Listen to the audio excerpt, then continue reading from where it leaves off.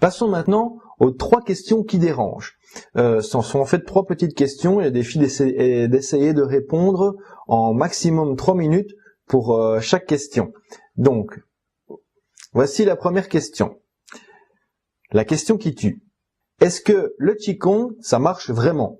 Est-ce que c'est prouvé scientifiquement ou par des études? C'est une très bonne question, surtout une question qui tue pour parler du Qi qui est la vie. Donc, le Qigong n'a plus à faire ses preuves tellement il est connu et reconnu depuis très longtemps.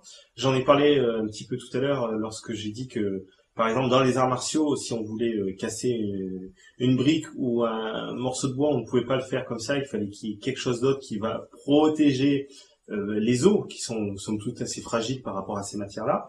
Donc forcément, c'est déjà prouvé, même pas scientifiquement, mais que ça existe.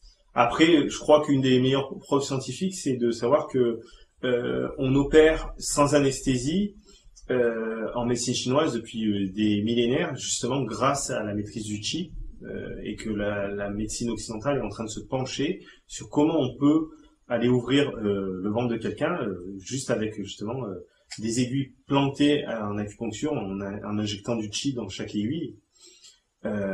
Après, pour ceux que ça intéresse un peu plus, il y a des études scientifiques qui ont été menées à l'INSERM, donc en France, sur justement la projection de Qi par un paramètre de Qigong, le mien en fait, qui a prouvé qu'il pouvait sur des éprouvettes de sang infectés du virus du sida, les rendre stériles avec la projection du Qi.